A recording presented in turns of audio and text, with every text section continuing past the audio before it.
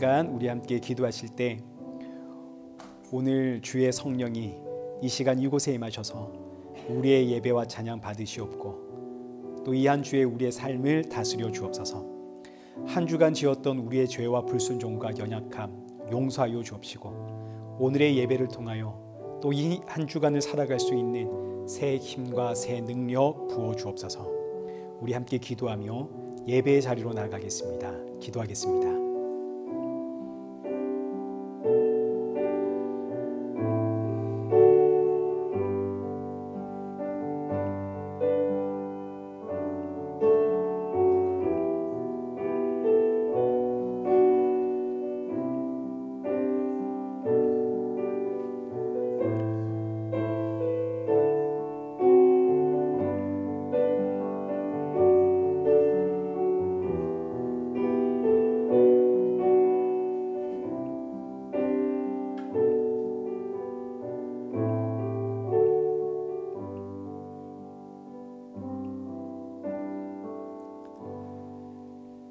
태초에 말씀이 계시니라. 이 말씀이 하나님과 함께 계셨으니 이 말씀은 곧 하나님이시니라. 참 좋으신 하나님 아버지, 오늘 우리를 이 예배 자리로 인도하심에 감사를 드립니다. 예배를 통하여 날이 가면 갈수록 우리 주님 오실 그날, 주님께로 나아갈 날, 그날이 더욱 가까워졌음을 알고 나의 생명이신 예수 그리스도를 더욱더 의지하며 살아가는 성도가 되어지도록 우리 모두에게 성령의 충만함 부어 주옵소서. 오늘 예배의 모든 순서를 주관하여 주옵시고 이 한 주도 시험에 들지 않도록 붙들어 주옵시고 또 나에게 주어진 상황과 환경 여러 가지 문제들 앞에 지치고 낙심하고 괴로워하는 인생이 아니라 이 모든 일들을 통해 십자가 예수님께로 나아가는 우리 성도가 되어지도록 우리의 마음과 중심 붙잡아 주옵소서. 예수님의 이름으로 기도드리옵나이다. 아멘. 우리 함께 신앙 고백하시겠습니다. 전능하사 천지를 만드신 하나님 아버지를 내가 믿사오며 그 외아들 우리 주 예수 그리스도를 믿사오니 이는 성령으로 잉태하사 동정녀 마리아에게 나시고 본디오 빌라도에게 고난을 받으사 십자가에 못 박혀 죽으시고 장사한 지 사흘 만에 죽은 자 가운데서 다시 살아나시며 하늘에 오르사 전능하신 하나님 우편에 앉아 계시다가 저리로서 산자와 죽은 자를 심판하러 오시리라. 성령을 믿사오며 거룩한 공예와 성도가 서로 교통하는 것과 죄를 사하여 주시는 것과 몸이 다시 사는 것과 영원히 사는 것을 믿사옵나이다. 아멘.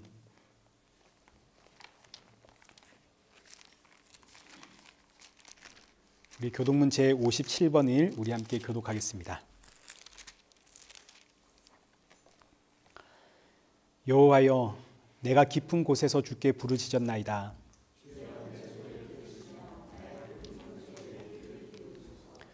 여호와여, 주께서 죄악을 지켜보실진대 그러나 사유하심이 주께 있음은 나 곧 내 영혼은 여호와를 기다리며 파수꾼이 아침을 기다림보다 내 영혼이 주를 더 기다리나니 이스라엘아, 여호와를 바랄지어다. 함께 읽겠습니다. 그가 이스라엘을 그의 모든 죄악에서 속량하시리로다. 아멘. 찬송가 27장입니다.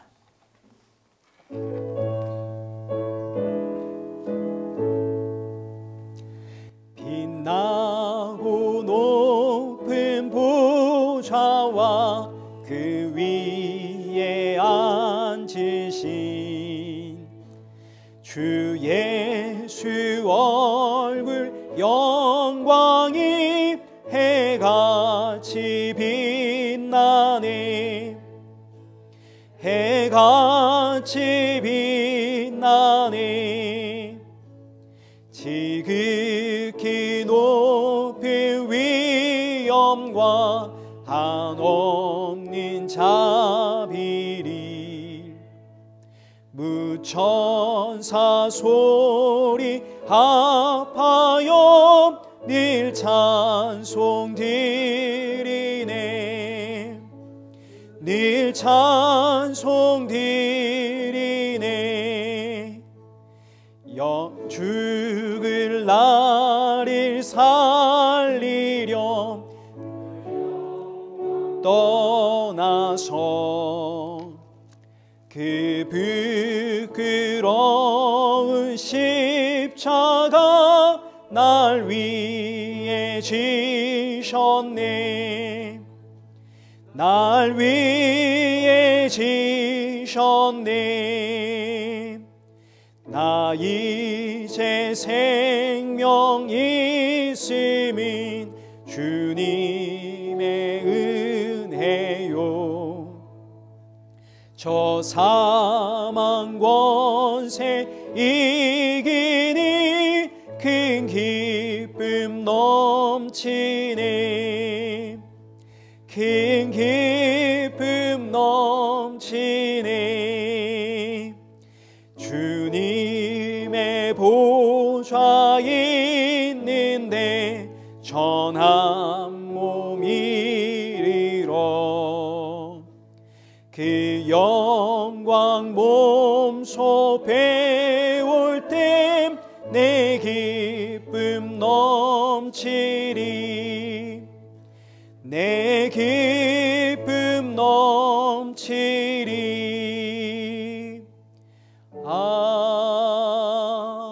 아멘. 우리 성경 봉독하시겠습니다.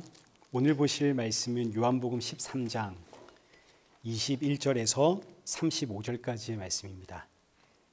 우리 이 말씀을 한 절씩 교독하겠습니다.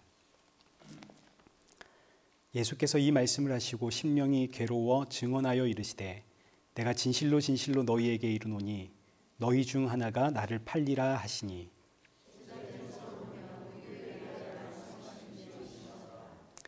예수의 제자 중 하나 곧 그가 사랑하시는 자가 예수의 품에 의지하여 누웠는지라.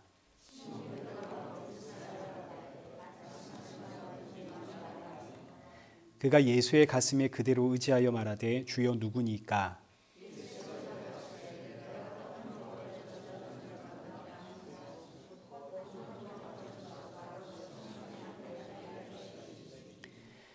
조각을 받은 후 곧 사탄이 그 속에 들어간지라. 이에 예수께서 유다에게 이르시되 내가 하는 일을 속히하라 하시니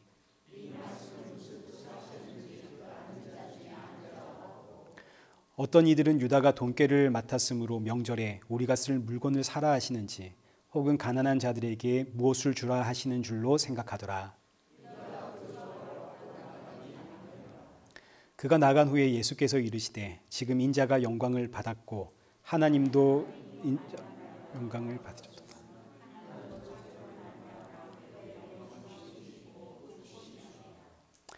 작은 자들아 내가 아직 잠시 너희와 함께 있겠노라. 너희가 나를 찾을 것이나 일찍이 내가 유대인들에게 너희는 내가 가는 곳에 올 수 없다고 말한 것과 같이 지금 너희에게도 이르노라.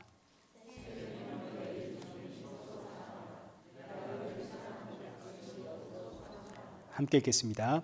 너희가 서로 사랑하면 이로써 모든 사람이 너희가 내 제자인 줄 알리라. 아멘. 우리 특별한 교회 소식은 없고요. 이제 어제 오늘 이렇게 설이었죠. 이번 설에 또 행복하게 올 한 해가 아름답게 잘 진행되었으면 좋겠습니다. 다들 새해에 건강하십시오. 우리 이 시간에는 은혜 아니면 살아갈 수가 없네. 우리 함께 찬양하시면서 우리 헌금 봉헌하도록 하겠습니다.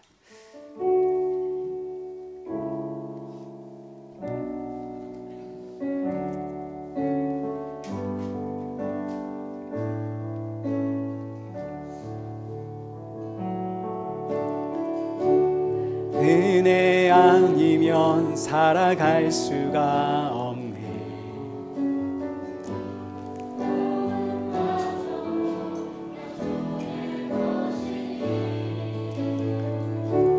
세상 평안과 위로 내게 없어도 예수, 오직 예수뿐이네. 크신 계획 다 볼 수도 없고 자기 고난에 지쳐도 주께 묶인 나의 모든 삶 버티고 견디게 하시네. 은혜 아니면 살아갈 수가 없네. 나의 모든 것 다 주께 맡기니 참된 평안과 위로 내게 주신 주 예수 오직 예수뿐이네. 기도하겠습니다. 살아계신 하나님 아버지 감사합니다. 이 시간 우리 사랑하는 성도들 주님 앞에 빈손으로 나오지 않고 또 작은 예물을 들고 나오게 하심 감사합니다. 이 예물을 준비할 때마다 날 위해 십자가에서 죽으신 예수 그리스도를 기억하게 하시고 돌아가는 성도들의 마음속엔 예수 그리스도의 십자가 보혈만이 충만케 하여 주옵소서. 오늘도 주시는 말씀을 통해 우리의 모습을 다시 한번 돌아보고 점검하며 이 한 주도 십자가의 증인으로 살아가는 성도 되게 하여 주옵소서. 예수님의 이름으로 기도드리옵나이다. 아멘.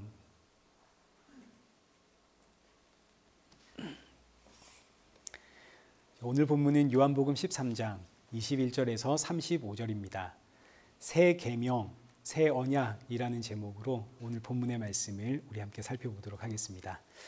먼저 지난주까지는 세족식의 의미를 살펴보았는데 세족식은 여기 본문 1절 하반절에 기록된 것처럼 예수님께서 자기 사람을 사랑하시되 끝까지 사랑하시는 그 사랑이 어떤 사랑인지를 우리에게 보여주는 하나의 표였습니다. 세족식이 어떻게 예수 그리스도의 사랑을 나타내는 표가 되는가? 세족식은 성전의 뜰을 지나 성소로 들어가는 유일한 방법에 대한 가르침입니다. 예수님께서 우리의 발을 씻겨 주셔야만 성소라고 하는 하나님 나라에 우리가 들어갈 수 있다. 이게 1차적인 의미이고 또 동시에 예수님의 씻겨 주심은 일회성으로 끝나는 사건이 아니라 자기 사람이 마침내 하나님 나라에 들어가는 그 순간까지 하나님은 우리의 발을 씻겨주신다. 이것이 바로 끝까지 사랑하는 사랑이죠.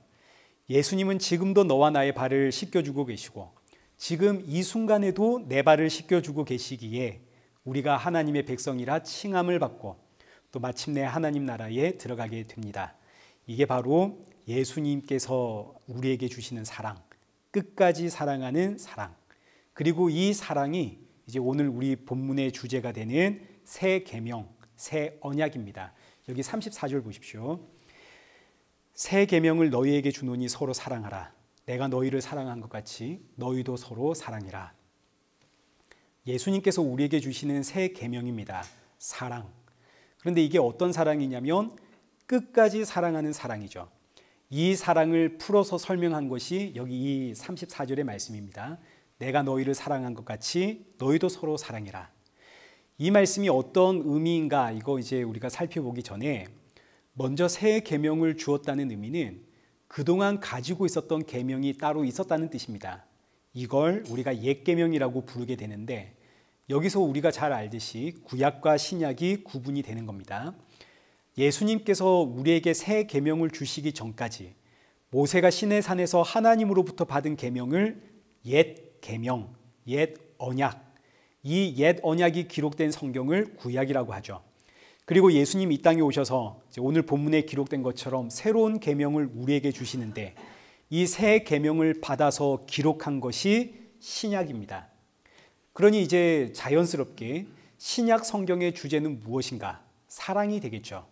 새 계명을 너희에게 주노니 내가 너희를 사랑한 것 같이 너희도 서로 사랑해라. 신약 성경의 전체 주제는 사랑입니다. 그럼 옛 계명의 주제는 뭡니까? 한 서기관이 예수님께 와서 묻습니다. 여기 마가복음 12장 28절. 서기관 중 한 사람이 그들이 변론하는 것을 듣고 예수께서 잘 대답하신 줄 알고 나와 묻되 모든 계명 중에 첫째가 무엇이니까? 여기서 첫째라는 말이 핵심 주제라는 뜻입니다. 모든 계명 가운데 이 성경 모든 율법을 한마디로 말하면 뭐라고 할 수 있겠습니까? 여기에 대한 예수님의 대답이 29절에서 31절.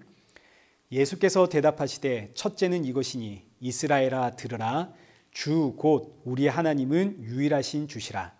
내 마음을 다하고 목숨을 다하고 뜻을 다하고 힘을 다하여 주 너의 하나님을 사랑하라 하신 것이요. 둘째는 이것이니 내 이웃을 내 자신과 같이 사랑하라 하신 것이라. 이보다 더 큰 계명은 없느니라. 예수님의 답변, 하나님께서 주신 옛 계명의 전체 핵심은 주 너의 하나님 사랑하고 그리고 내 이웃을 내 몸과 같이 사랑하라이다. 그러자 서기관이 여기 32절에 기록된 것처럼 선생이여 옳소이다. 서기관은 성경을 필사하는 사람이고 동시에 율법 교사가 서기관입니다. 성경에 정통한 박사라는 뜻이죠. 이 서기관조차 예수님의 대답에는 옳습니다 하고 대답할 수밖에 없었던 것이 구약 성경의 주제, 옛 계명의 주제가 하나님 사랑, 이웃 사랑이기 때문입니다. 자, 그럼 보십시오. 옛 계명이라 불리우는 모세의 율법, 구약 성경도 그 주제가 사랑이고 예수님께서 지금 오늘 본문에서 우리에게 새롭게 주신다고 하는 이 새 계명, 신약 성경의 주제도 사랑이고, 그래서 이제 신구약 전체의 주제를 우리가 사랑이라 그러고 이 성경의 가르침을 받는 교회를 사랑의 공동체라고 하는 것인데, 그렇다면 대체 옛 계명과 새 계명의 차이는 뭡니까? 옛 계명도 사랑이고 새로운 계명도 사랑인데 이게 지금 똑같은 거 아닙니까? 이 차이를 가르쳐 주는 것이 이제 오늘 우리가 읽은 이 본문의 내용입니다.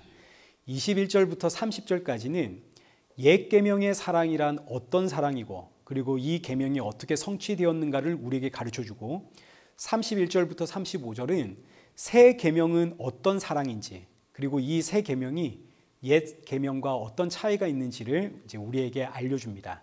그럼 이제 21절부터 옛 계명에 대해서 한번 우리 살펴보도록 하겠습니다. 21절입니다. 예수께서 이 말씀을 하시고 심령이 괴로워 증언하여 이르시되 내가 진실로 진실로 너희에게 이르노니 너희 중 하나가 나를 팔리라. 지금 예수님께서 심령이 괴롭다 말씀하시는데 그 이유는 여기 20절에 기록된 것처럼 내가 진실로 진실로 너희에게 이르노니, 내가 보낸 자를 영접하는 자는 나를 영접한 것이요 나를 영접하는 자는 나를 보내신 이를 영접하는 것이니라.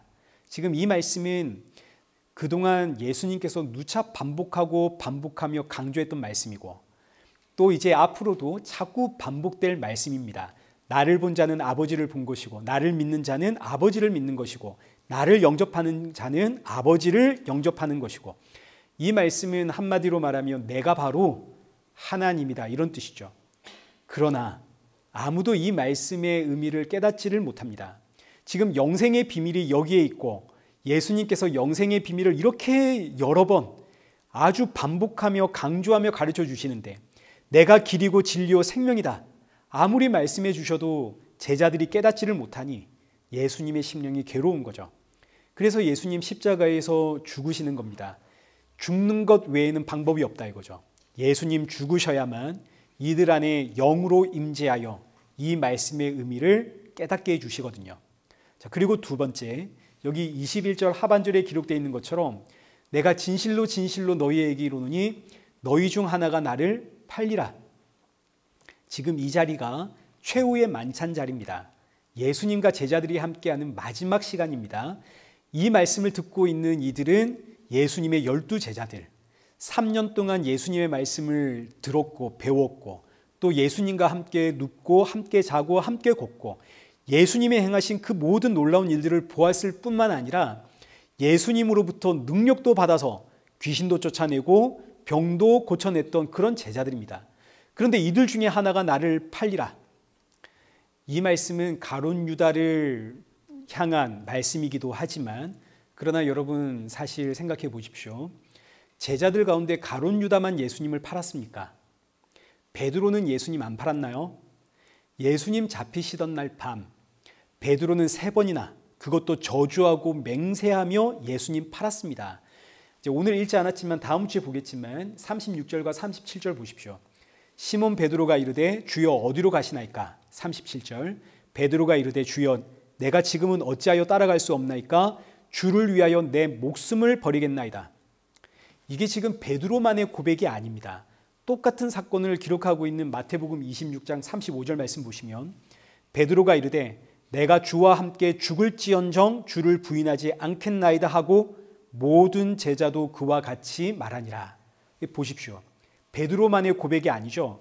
함께 모여있던 제자들 전부가 다 베드로처럼 고백을 했다 이겁니다. 예수님, 우리는 예수님 떠나지 않습니다. 우리는 주와 함께 죽을지언정 주를 부인하지 않습니다. 우리는 주를 위해 목숨을 버립니다. 그러나 그날 밤 이 고백을 하고 몇 시간 지나지 않아 예수님 잡혀가실 때 베드로는 3번이나 예수님 저주하고 맹세하고 예수님 팔아버렸고 나머지 제자들 역시 뒤도 돌아보지 않고 전부 예수님을 떠나 도망을 갔습니다. 이게 다 예수님 판 것 아닙니까? 그러니까 오늘 본문 21절에 너희 중 하나가 나를 팔리라. 여기서 이 하나는 가룟 유다를 뜻하기도 하지만 동시에 이 하나가 누군가요? 여기 모여있는 모든 제자들입니다. 예수님을 파는 자, 그 하나가 누군가? 그 하나가 바로 나구나. 그러나 제자들은 이 말씀을 듣고 도대체 그 하나가 누구냐? 서로를 의심하지 그 하나가 나라는 것은 모릅니다. 그래서 예수님 심령이 괴로우신 거죠. 여기 지금 모여있는 모든 이들이 전부 나를 팔 자들이거든요. 그러나 제자들은 모릅니다. 그래서 서로를 보면서 대체 이 배은망덕한 자가 누구냐? 서로를 의심하더라. 자, 그럼 이제 이 말씀을 오늘 우리에게 한번 적용해 보십시오. 예수님께서 말씀하시는 그 하나, 나를 팔 자, 그 하나가 오늘은 누구의 이야기입니까? 바로 저와 여러분의 이야기 아닙니까? 우리가 날마다 예수님 팔고 있습니다. 예수님을 판다는 의미는 이게 어렵게 생각할 게 없습니다. 예수님은 하늘에서 오신 분으로 하늘의 것을 우리에게 주시는 분입니다. 근데 난 뭘 원하나요? 난 자나깨나 내가 원하는 것은 이 땅의 것들 아닙니까? 하늘의 것이 아니라 땅의 것을 원하기 때문에 땅의 것 때문에 잠을 자질 못하고 걱정과 불안과 염려와 근심 끝이 없고 그래서 기도 제목이 늘 이 땅의 것 주십시오. 땅만 보며 살아가는 이게 지금 예수님 파는 겁니다. 그래서 예수님 심령이 괴롭다 하시는 거죠. 우리가 예수님을 믿고 의지하며 살아가지만 그러나 여전히 우리는 날마다 예수님 팔면서 살아갑니다. 날마다 매 순간마다 이 땅의 것 빼앗기기 싫어가지고 더 많이 가지고 싶고 도무지 믿지고는 못 살겠고 손해보고는 못 살겠고 그래서 얼마나 철저하게 계산을 하는지 심기가 조금 불편하면 내가 불편한 티 팍팍 내고 은혜 받았던 것보다 내가 억울한 것, 내가 당한 것, 내가 화나고 열받는 것 이런 것들만 기억하고 마음에 쌓아두고 우리의 심보가 이렇게 악합니다. 그래서 로마서 8장 26절 보십시오. 지금도 내 안에 계신 성령은 말할 수 없는 탄식으로 나를 위해 기도하고 계시죠. 이걸 요한복음식으로 표현하자면 지금도 예수님은 내 안에서 말할 수 없는 탄식으로 내 발을 씻기고 계시는 겁니다. 이게 바로 새 계명입니다. 주의 영이 임한 성도는 이 사실을 아는 거죠.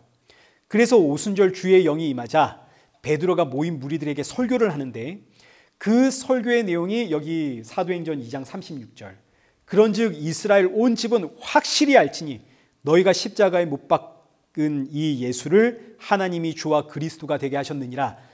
이 말씀을 들으면 이스라엘 백성들은 펄쩍 뛰어야 됩니다. 아니 우리가 언제 예수를 죽였나? 난 예수를 죽인 적이 없다. 난 그 자리에 없었다. 난 억울하다. 나는 예수가 죽었는지도 몰랐다. 이런 반응이 정상적이어야 하는데 이 설교를 들은 무리들의 반응이 37절 그들이 이 말을 듣고 마음에 찔려 베드로와 다른 사도들에게 물어 이르되 형제들아 우리가 어찌할꼬 하거늘. 주의 영이 임하니까 내가 예수를 판 자구나. 내가 예수를 죽인 자구나 알게 되었다 이겁니다. 그래서 어찌할꼬. 근데 보니까 나는 예수님을 죽였는데 예수님은 이런 나를 살리려고 죽으신 겁니다. 예수님을 죽인 건 난데 예수님은 나를 살리기 위해 죽으신 것이구나. 내가 죄인이라는 사실을 아는 게 성령이 임한 것이고 은혜가 임한 것이고 성령이 임하여 내가 죄인이라는 사실을 알게 되니 십자가의 예수님을 바라보게 되는 이게 바로 오늘 저와 여러분의 신앙이고 믿음이고 신앙의 고백입니다. 예수님은 지금도 내 안에서 심령이 괴로워 말할 수 없는 탄식으로 내 발을 씻기고 계시는데 이걸 성경적 용어로 중보자라고 그러죠. 중보자라는 의미는 서로 대립하고 있는 적대적인 관계에 있는 사람, 그 사람들 사이에서 화목을 만들어내는 자, 이게 중보자라는 뜻입니다. 중보자가 있기 때문에 원수가 되지 않고 화목을 이루게 되는 거죠. 아담의 선악과 사건 이후로 우리는 하나님의 원수가 되었습니다. 그러나 예수님이 이 땅에 오셔서 하나님과 나 사이에서 날마다 순간마다 내 발을 씻기시며 하나님과 나 사이에 중보자 역할을 하십니다. 이게 바로 새 계명입니다. 얼마나 감사한지. 난 지금도 예수님 팔고 있거든요. 그러나 예수님은 하나님과 나 사이에서 지금도 내 발을 씻겨주심. 그 예수님 때문에 오늘도 우리는 하나님 앞에서 화목을 이루고 지금 이 시간 예배를 드리는 것이고 하나님의 백성이라 칭함을 받고, 이게 저와 여러분이 받은 구원입니다. 이때 다시 이제 본문으로 돌아가서 너희 중 하나가 나를 팔리라. 그러자 제자들의 반응이 어떻는지 보십시오. 22절입니다. 제자들이 서로 보며 누구에게 대하여 말씀하시는지 의심하더라. 제자들의 반응은 예수님 팔자가 도대체 누구냐? 서로를 의심하기 시작했습니다. 여기서 이제 옛 계명, 옛 언약, 사랑의 이야기가 나오는 겁니다. 옛 계명은 그 핵심이 하나님 사랑, 이웃 사랑입니다.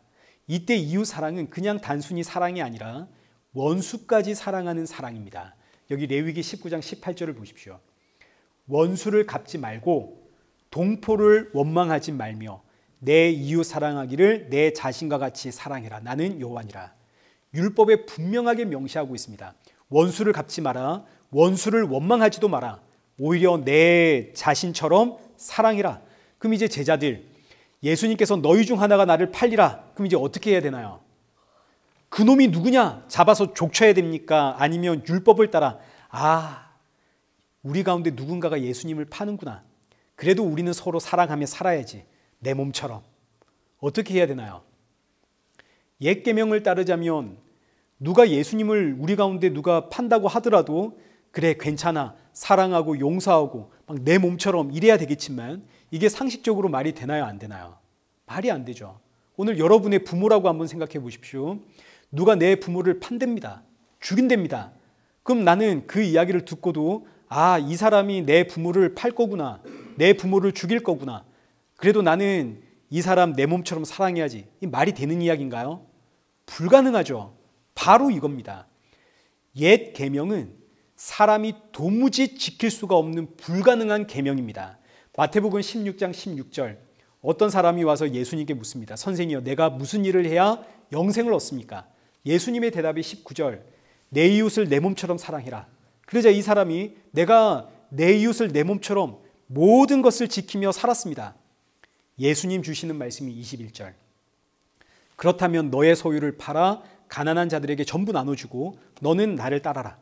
그러자 이 사람이 22절에 기록된 것처럼 재물이 심이 많아 근심하며 갑니다. 이게 무슨 이야기인가요? 영생의 비결은 하나님을 사랑하는 것인데 하나님 사랑은 언제나 이웃 사랑으로 나타납니다. 보이는 이웃을 사랑하지 못하는데 어떻게 보이지 않는 하나님을 사랑하는가? 그래서 옛 계명은 하나님 사랑은 언제나 이웃 사랑으로 나타나는데 이 청년이 난 어려서부터 이웃 사랑을 실천하며 살아왔습니다. 자신만만했습니다. 그러자 예수님이 너 과연 이웃 사랑하며 살았냐? 그러하냐? 그렇다면 너의 재산 다 팔아서 가난한 자들에게 나눠주고 넌 나를 따라라. 그러자 이 청년 하는 말이 이건 내가 못하겠습니다. 이러고 돌아간 거 아닙니까? 그러니까 이 사건은 예수님께서 이 청년에게 네가 하고 있는 사랑은 거짓이다. 이거를 알려주는 사건입니다. 옛 언약의 핵심이 되는 사랑이란 우리에게는 없다 하는 것을 가르쳐주는 이야기죠. 우리에게는 사랑이 없습니다. 이웃을 내 몸처럼 사랑해라. 그런 사람이 이 세상에 어디에 있나요? 당장 내 자녀가 친구들 사이에서 왕따 당하고 억울한 일을 당하면 그 친구들이 전부 밉지. 그 못된 친구들을 내 자녀처럼 내가 품고 그럴 부모가 세상에 어디에 있습니까?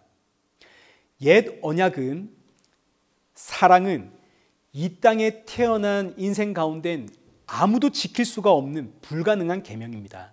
아담과 하와의 선악과 이유로 이 땅에 태어난 인생들에겐 하나님께서 요구하시는 사랑이란 없습니다. 부부가 서로 사랑해서 결혼을 했지만 이제 결혼하고 나면 저도 여러 번 제 처에게 그랬거든요. 나를 사랑하니? 서로의 사랑을 확인하는 이유는 나를 이해해달라는 뜻입니다. 이게 얼마나 이기적인 사랑인가 한번 생각해 보십시오. 나를 사랑하면 내가 그 사랑을 사랑으로 알도록 나에게 알맞게 표현해달라. 부부가 서로 그러고 있으니 결국은 시간이 흐르면 흐를수록 어떻게 되나요? 안 맞아 그러는 거죠. 안 맞아. 참 안 맞아. 맞을 수가 없죠. 맞을 수가. 서로 이기적인 사랑을 하니까. 근데 이 세상의 사랑은 다 그런 겁니다. 사랑이 없습니다. 참 사랑이 뭔지도 모릅니다. 따라서 옛 언약, 구약 성경이 요구하는 사랑은 불가능한 사랑입니다. 우리에겐 그런 사랑이 없습니다. 그리고 무엇보다 이게 어떤 사랑인지도 우리는 모릅니다. 그러니 보십시오. 너희 중 하나가 나를 팔리라. 그러자 제자들이 서로 의심을 하고 베드로는 23절에 보십시오. 예수의 제자 중 하나 곧 그가 사랑하시는 자가 예수의 품에 의지하여 누웠는지라. 시몬 베드로가 머리짓을 하여 말하되 말씀하신 자가 누구인지 말하라. 여기 지금 예수님의 품에 누운 자, 예수님의 사랑을 받는 자는 요한을 뜻합니다. 요한은 자신이 예수님의 사랑을 받는 자라는 것을 안다는 이야기죠. 이 표현이 너무너무 중요한 표현인데 이게 왜 중요하냐면 옛 계명의 사랑, 구약이 말하는 사랑은 사람이 도무지 행할 수가 없는 사랑입니다. 이 불가능한 사랑입니다. 그런데 요한은 예수님으로부터 이 불가능한 사랑을 받은 자다, 그런 의미입니다. 그러니까 이 이야기는 이 땅엔 오직 예수님만이 하나님이 요구하는 사랑을 행하실 수 있는 유일한 분이다. 불가능한 사랑을 행하시는 유일한 분이 예수 그리스도다, 이런 뜻입니다. 이 땅엔 사랑이 없죠. 근데 이 땅에 사랑이 오셨습니다. 구약이 말하는 이 불가능한 사랑을 사랑이 오셔서 행하셨습니다. 그 사랑이 누구냐? 예수 그리스도. 그래서 이 요한이 요한일서 4장 8절에서 뭐라고 이야기하냐면 하나님은 사랑이시니라. 하나님만이 사랑입니다. 근데 이 땅에 오셔서 불가능한 사랑을 행하는 분이 있더라. 아니, 사랑은 오직 하나님께만 있는데 예수님이 이 땅에 오셔서 그 사랑을 행하니 예수님이 바로 사랑이신 하나님이시구나. 이걸 이제 세례 요한이 깨닫게 된 거죠. 근데 지금 베드로는 예수님 곁에 누워있는 이 요한에게 그 사람 누군지 알아내라. 머리짓으로 사인을 보냈습니다. 알아내서 어떻게 하려고요? 조지려고 그러는 거 아닙니까? 옛 언약의 사랑, 사람에게는 불가능하다 하는 걸 지금 보여주고 있는 사건입니다. 근데 이 사건을 지금 누가 성취를 했나요? 예수님께서 성취하셨죠. 그래서 이어지는 내용이 25절과 26절입니다. 그가 예수의 가슴에 그대로 의지하여 말하되 주여 누구니까? 예수께서 대답하시되 내가 떡 한 조각을 적셔다 주는 자가 그니라 하시고 곧 한 조각을 족셔서 가룟 시몬의 아들 유다에게 주시니. 예수님께서 떡 한 조각을 적셔다가 가룟 유다에게 주십니다. 그럼 이제 보십시오. 예수님은 이미 가룟 유다가 예수님을 팔자라는 것 알고 계시죠. 처음부터 아셨습니다. 그런데도 예수님 세족식 할 때 가룟 유다의 발은 안 씻겨주었나요? 아니죠. 가룟 유다의 발도 씻겨주셨습니다. 가룟 유다가 예수님을 팔자고 예수님의 원수임에도 불구하고 예수님 그의 발 씻겨주시고, 그것뿐만 아니죠. 성자식에 떡과 포도주를 주시고, 또 오늘 본문에서는 떡 한 조각을 먹기 좋게 적셔다가 가룟 유다에게 주시고, 지금 제자들은 예수님 팔자가 누구냐? 그거 잡아다가 우리 족쳐야겠다. 눈에 불을 켜고 그 사람을 찾으려고 하는데 구약이 말하는 사랑이 불가능하다는 이야기죠. 그런데 오직 예수님만은 원수를 사랑하는 사랑을 지금 보여주고 계시는 겁니다. 이 사랑의 끝이 십자가의 죽음. 예수님을 판 자는 가룟 유다이지만 가룟 유다만 예수님 판 게 아니죠. 여기 모여있는 모두가 다 예수님을 판 자고, 더 나아가면 아담과 하와의 선악과 사건 이후로 우리는 전부 다 하나님의 원수가 된 인생입니다. 근데 이 원수를 끝까지 사랑하시는 분이 누구냐? 하나님이죠. 하나님과 원수된 그 아담과 하와에게 가죽옷을 쥐어주시고 구원의 약속을 주시고, 성경에서는 마태복음 5장 44절과 45절 보시면 원수를 사랑해라 말씀하시고 그 원수를 사랑하시는 분은 오직 하나님뿐이다 이야기를 하십니다. 하나님만이 그 해를 악인과 선인에게 고루 비춰주시고 비를 의로운 자와 불의한 자에게 동일하게 내려주시는 오직 하나님만 원수를 사랑하시는데 그 하나님이 바로 이 땅에 오신 예수 그리스도. 그래서 예수님의 성육신은 원수 사랑의 절정입니다. 원수를 사랑하기에 이 땅에 오신 하나님. 그래서 우리가 예수님을 언약의 완성자, 율법의 완성자라고 표현을 하는 거죠. 원수를 사랑하기에 끝까지 사랑하시는 분, 죽기까지 사랑했다는 의미는 그야말로 말로 모든 걸 다 주었다 이런 뜻 아닙니까? 그게 재산이 되었든 무엇이 되었든 모든 것을 주심으로 원수를 사랑하신 분, 언약의 완성자. 근데 이 사랑은 그 누구도 이해할 수가 없는 사랑입니다. 우리가 예수님의 사랑 이야기 많이 해도 사실 우리는 예수님의 사랑이 뭔지를 이해하지를 못합니다. 왜냐하면 이 땅은 아담과 하와의 선악과 사건 이후로 하늘에서 내려오는 사랑, 이게 무슨 사랑인지를 도무지 알 수가 없거든요. 그래서 이제 이런 사랑 이야기를 듣게 되면 아니 원수를 사랑하는 하나님이 왜 누구는 사랑하고 누구는 사랑하지 않는가? 누구는 구원하고 누구는 구원하지 않느냐? 이게 무슨 사랑이냐? 아니 사랑한다면 모두를 다 구원해야지. 이 땅의 이성과 논리로는 말도 안 되는 사랑입니다. 이게 무슨 사랑입니까? 사랑하면 다 구원해야 되는 거 아닙니까? 이 땅에서 태어난 인생, 죄로 오염된 피조물은 창조주의 사랑을 도무지 이해할 수가 없습니다. 이건 주의 영이 임하여 예수님을 믿게 된 성도들에게도 마찬가지입니다. 우리는 하나님의 사랑을 이해를 못합니다.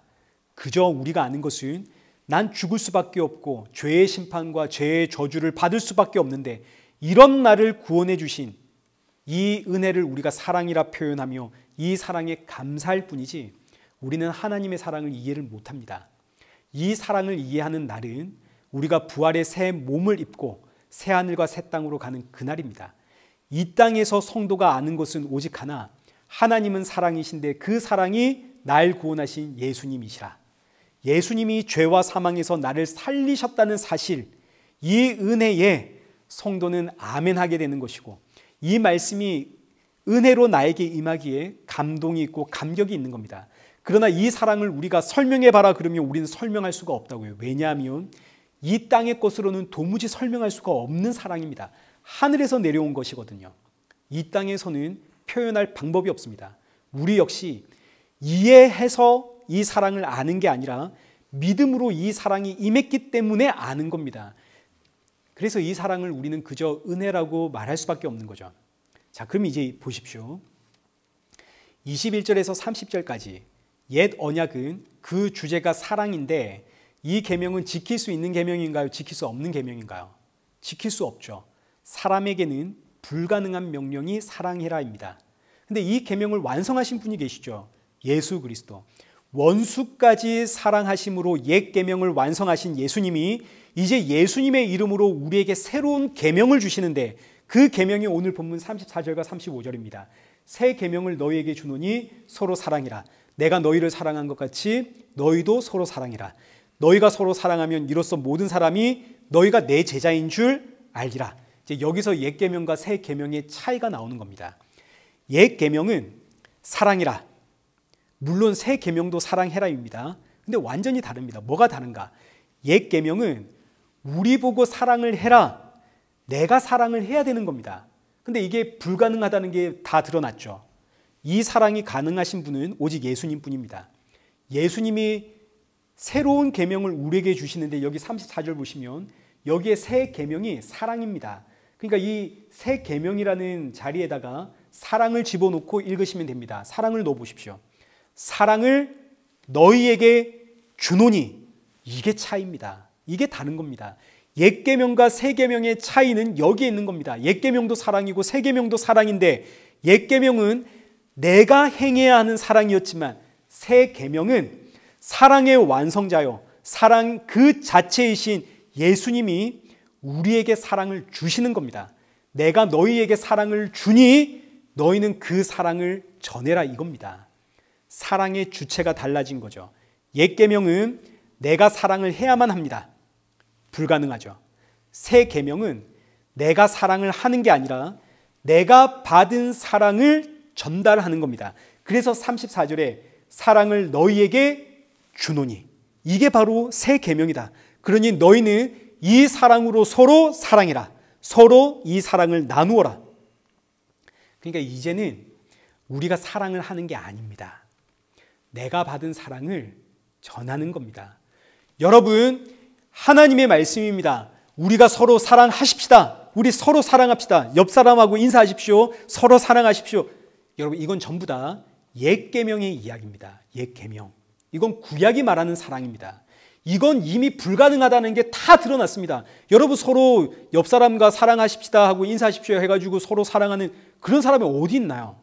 이건 안 된다고요. 우리는 사랑하는 인생이 아닙니다. 사랑이 없습니다. 여러분, 저 사랑하십니까? 좋을 때는 목사님 사랑합니다 이럴 줄 몰라도 수틀리면 원수가 되는 게 저와 여러분의 사랑입니다. 우린 사랑 없다고요. 그래서 예수님이 새 계명을 주시는데 내가 너희에게 사랑을 주노니 이제 이 사랑을 전해라. 이 사랑을 나누어라. 이 말씀은 구약에 예언되어 있는 새 언약의 성취입니다. 이미 구약시대 때 우리에게 다 주신 말씀입니다. 예레미야 31장 새 언약에 대한 예언입니다. 31절 여호와의 말씀이니라. 보라, 날이 이르리니 내가 이스라엘 집과 유다 집에 새 언약을 맺으리라. 여기서 날이란 예수님의 성육신과 십자가 죽음의 사건을 뜻합니다. 그날이 오면 예수님 이 땅에 오셔 십자가에 죽게 되면 내가 너희에게 새 계명을 줄 텐데 이 계명이 옛 계명과 어떤 차이가 있는가? 32절 이 언약은 내가 그들의 조상들의 손을 잡고 애굽 땅에서 인도하여 내단 날에 맺은 것과 같지 아니할 것은 내가 그들의 남편이 되었어도 그들이 내 언약을 깨뜨렸습니다. 옛 언약이 어떤 언약이냐면 주체가 납니다. 내가 지켜내야 하는 언약입니다. 사랑해라. 내가 사랑을 해야 했고 용서해라. 내가 용서를 했어야 했습니다. 근데 해보니까 어떤가요? 안 되죠. 옛 계명은 도무지 지킬 수가 없는 불가능한 언약입니다. 그럼 도대체 지킬 수도 없는 불가능한 언약을 우리에게 하나님 왜 주셨나요? 우리가 얼마나 죄인인가 알아라고 우리에게 주신 거죠. 로마서 3장 19절 이미 말씀한 거 아닙니까? 율법은 모든 입을 막아 온 세상에 하나님의 심판 아래에 있음을 알게 하려고 주신 겁니다. 죄를 알아라고, 이게 불가능하다, 너희가 죄인이다, 이거 알아라고 주신 게 옛 계명. 그리고 이제 하나님께서 새로운 계명을 우리에게 주시는데 33절 그러나 그날 후에 내가 이스라엘 집과 맺을 언약은 이러하니 곧 내가 나의 법을 그들의 속에 두며 그들의 마음에 기록하여 나는 그들의 하나님이 되고 그들은 내 백성이 될 것이라. 새 계명은 뭐냐면 하나님께서 하나님의 법을 우리 마음에 강제로 새겨버리는 법입니다. 왜냐하면 옛 계명은 이게 지킬 수가 없는 불가능한 언약이거든요. 하나님께서 아무리 명하셔도 우리가 못 지킵니다. 그럼 그 끝은 저주와 심판 아닙니까? 그래서 이제 하나님이 새로운 계명을 주시는데 새 계명은 그냥 아예 우리 마음에 강제로 새겨버리는 계명입니다. 너는 이제 이 계명대로 지키지를 못해도 너의 안에 나의 계명이 새겨져 있기 때문에 너는 내 백성이다. 칭해 주심. 이게 바로 새 계명. 이렇게 우리 안에 새겨진 이 계명이 바로 성령입니다. 성령. 그래서 이제 앞으로 요한복음 14장부터 16장까지는 그 주제가 전부 우리 마음에 새겨진 새 언약, 성령에 대한 이야기로 진행이 됩니다. 자, 그럼 이제 다시 오늘 본문을 보십시오. 34절과 35절. 새 계명은 내 마음에 새겨버린 언약입니다. 예수님이 우리 마음에 사랑을 새겨 놓았다고요.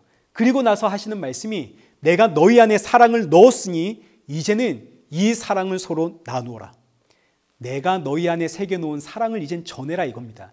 그래서 34절 보시면 내가 너희를 사랑한 것 같이, 이 말씀이 우리가 지난주에 보았던 본을 보였다는 뜻입니다. 본을 보였다. 본을 보였다는 말은 나를 따라해라, 나를 흉내내라, 나처럼 해라 이런 의미가 아니라 내 안에 사는 이가 누군지 내 안에 사는 이를 드러내라, 전달해라, 말로 표현해라 이런 뜻입니다. 내가 너희를 사랑한 것 같이 내가 너희에게 본을 보인 것처럼 이제 너희 안에 새겨진 사랑을 전해라, 말로 표현하고 전달해라. 그래서 우리를 증인이라고 하는 겁니다. 증인. 많은 분들이 오해하는 것이 여기 35절 말씀을 보시면 우리가 서로를 사랑할 때 사람들이 우리가 예수님의 제자인 줄 알게 되는구나. 그러니 우리 서로 사랑하자 이러는데 그게 아닙니다.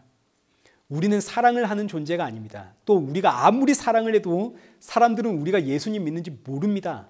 표현하지 않으면. 우리는 사랑하는 존재가 아니라, 이건 이미 불가능하다는 게 다 구약을 통해서 들통이 났습니다. 저와 여러분은 사랑하는 존재 아닙니다. 사랑하는 게 아니라 내가 받은 사랑을 전하는 존재입니다. 우린 사랑 못합니다. 사랑은 오직 예수님 뿐입니다. 예수님이 사랑입니다. 성도는 예수님이 내 안에 주신 사랑, 내 안에 새겨놓은 이 구원의 사랑, 생명의 사랑, 영생의 사랑, 하늘에서 내려온 사랑, 이것을 말로 표현하는 증인입니다. 이게 바로 새 계명입니다. 옛 계명은 내가 사랑하는 것이고, 새 계명은 내가 받은 사랑이신 예수 그리스도를 전하는 것이고, 이때 중요한 것이 새 계명은 먼저 받는 겁니다. 사랑은 먼저 받아야 됩니다. 받아야 나오는 거죠.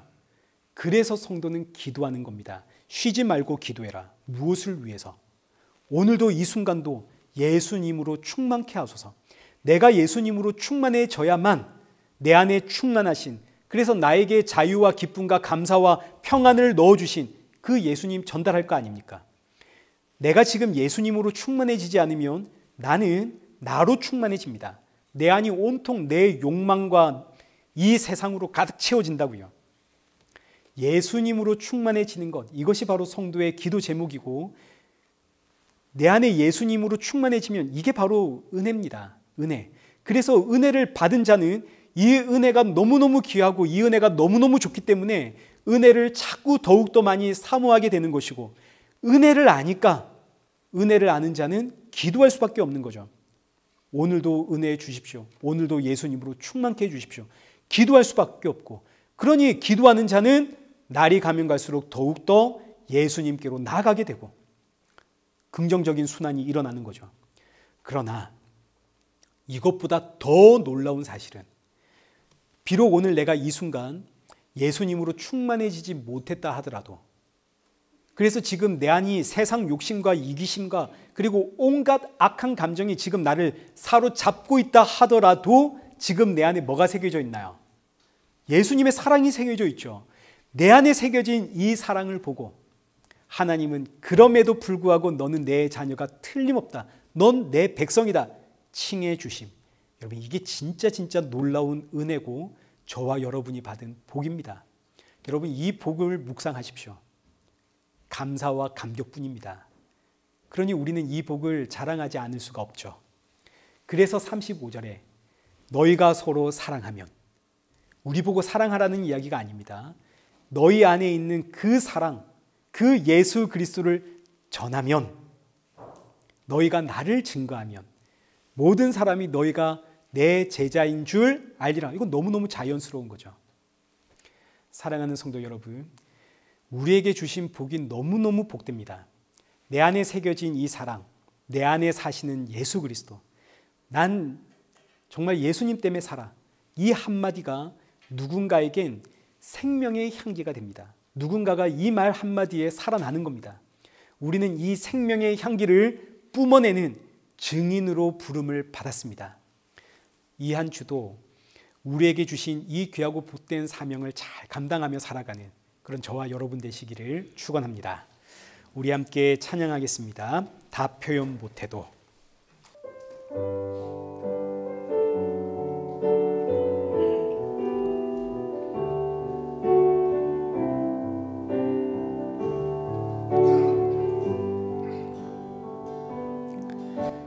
표현 못해도 나 표현하리라. 다 고백 못해도 나 고백하리라. 다 알 수 없어도 나 알아가리라. 다 닮지 못해도 나 닮아가리라. 다 표현 못해도 나 표현 못해도 나 표현하리라. 다 고백 못해도 나 고백하리라. 다 알 수 없어도 나 알아가리라. 다 닮지 못해도 나 닮아가리라. 그 사랑 얼마나 아름다운지,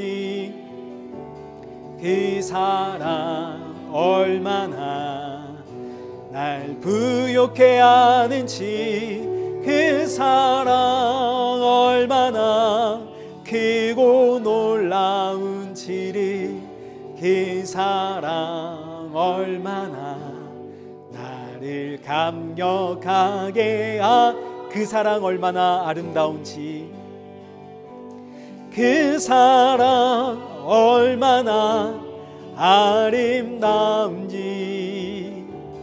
그 사랑 얼마나 날 부욕해 하는지, 그 사랑 얼마나 크고 놀라운지를, 그 사랑 얼마나 감격하게 하는지.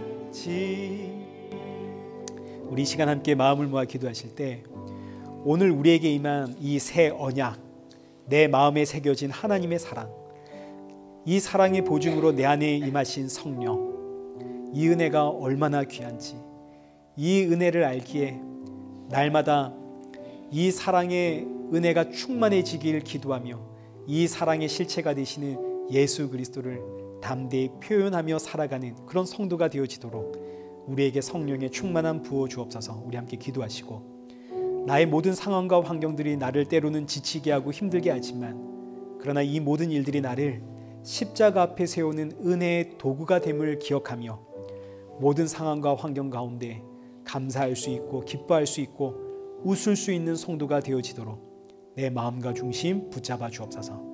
우리 함께 기도하며 하나님 앞에 나아가겠습니다. 기도하겠습니다.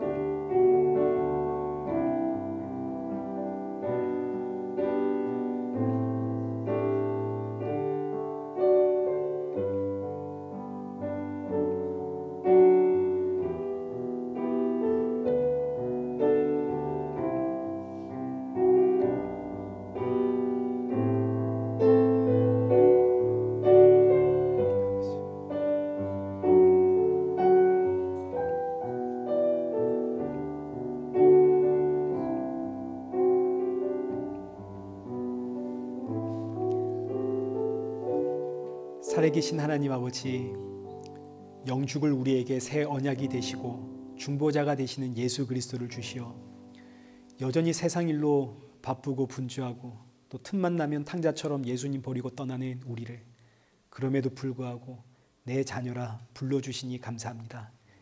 이 은혜를 알기에 나의 연약한 모습에 좌절하거나 낙심하는 인생이 아니라 그럼에도 다시 일어나 주께로 담대히 나아가는 그런 성도가 되어지도록 우리의 마음과 중심을 붙잡아 주옵소서. 세상 그 무엇도 우리를 주의 사랑에서 끊어낼 수 없다는 이 사실 앞에 감사가 있고 감격이 있고 기쁨이 있는 성도가 되어 날 구원하신 예수님 더 많이 표현하고 더 많이 증거하고 또 먼저 알기 때문에 더 많이 섬기며 엎드리는 긍휼의 성도가 되어지도록 인도하여 주옵소서. 예수님의 이름으로 기도드리옵나이다. 아멘. 이제는 우리 주 예수 그리스도의 은혜와 성부 하나님의 크신 사랑과 성령 하나님의 위로교통 충만하심이 날이 갈수록 더욱 주의 사랑 알아가며 이 사랑 증거하며 주님 오실 그날을 사모하며 살아가는 우리 일회교회와 성도들과 온 세계 교회 머리머리 위에 이제로부터 영원토록 함께 있을지어다. 아멘.